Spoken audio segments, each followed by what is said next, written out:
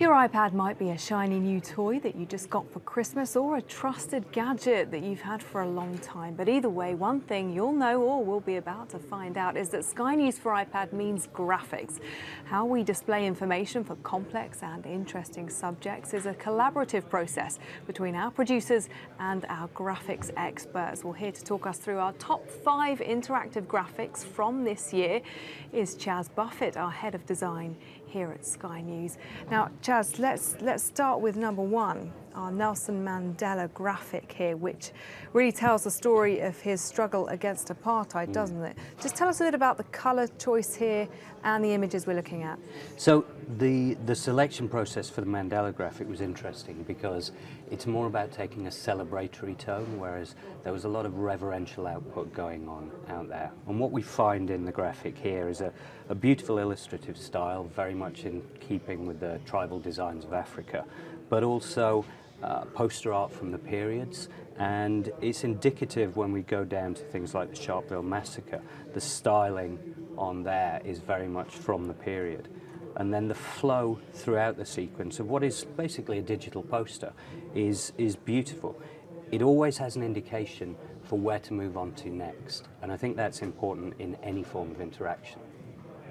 Is it hard to use bright colours and yet maintain a feeling of respect?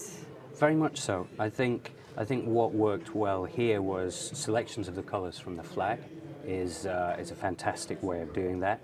But also, as we say, if you take something that's indicative of the heritage behind the man and behind the history of the country, that way you can always be reverential and celebratory at the same time. So, number 2. Console Wars. Now, this was a graphic to chart the evolution of video games consoles, really. Absolutely. I love this design, and it's clearly a labour of love for everyone that was involved in it. If you think about a piece of interaction where it's so in tune with the information that it is exactly what it was supposed to be from the start, you need to play the game in order to reveal the information, right down to revealing the little what we'd call Easter eggs of information every time you tap on one of the question marks. And styling, again, going back to the Nintendo Entertainment Systems of the 80s and the Sega, is so pure and so true to form. One of the tiny little bits that I really love about it, if you go into the expo section at the end, all of the characters created within there are avatars of the designers that worked on the project. The actual designers who worked on it.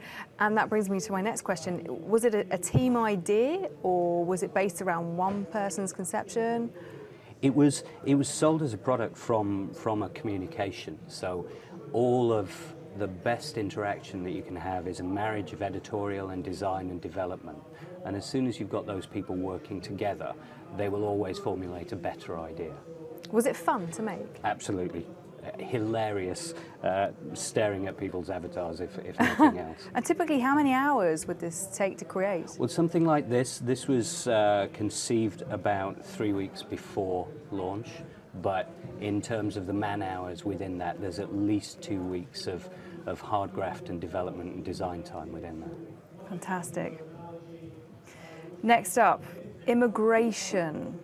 Now, this coincided with our Sky News Immigration Week, which was actually looking at whether it was a good or a bad thing for the UK. So just talk us through the colour schemes we've got going on here and the various different bits of information portrayed through the graphics on the left of the screen there. Sure. So in terms of the overall brand design across the channel and all digital outputs, the theory was taken from transit signage, the kind of things that you'd see in departure lounges at airports, the arrows pointing you in directions.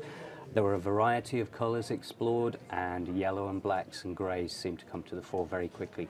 Strictly speaking, not very much Sky News brand colours, but when you have an idea that will translate so literally across something like this, it's clear that you need to go with it from the start. And there's an awful lot of information here. Is it hard to include a lot of information without looking too busy?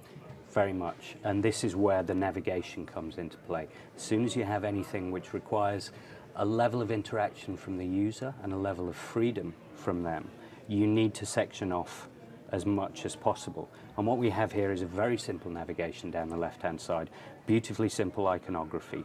But what's interesting is as you scroll through the pages, you have the same sections through. Everything sits in the same kind of place. You have your videos to play, and then you have your nice little infographics, beautifully illustrated for the most part, translating the information as clearly as possible. Very clear.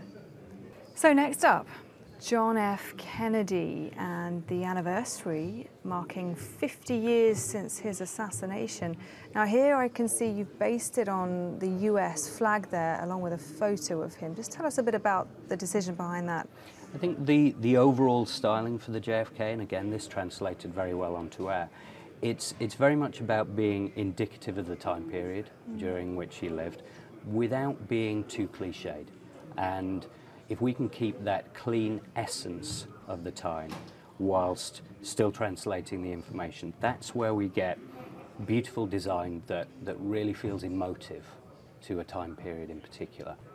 I think when you go down through the sections, what you get is, clearly again, there's an awful lot of information to go through, but it's very nicely broken up with the little videos, the little kind of sections. There's a section on the assassination. Yeah, fantastic. It's a very good breakup of everything that we get. And finally, on to our look at the Sistine Chapel. So here we see a graphic which explains the process of how a new pope is chosen. And what really took me was the extraordinary detail inside the Sistine Chapel. Was that difficult to replicate? It's difficult to replicate, but it's interesting that you pick up on that, because the whole focus of this was about focus, and the focus is on the Sistine Chapel. This is the imagery that everyone knows, this is the imagery that everyone understands, and this is where most of the action takes place. So the overall impression of the Vatican City, of St. Peter's, is a fairly heavenly approach, but very simplistic. And it's not until we go into the Sistine Chapel that the level of detail is revealed.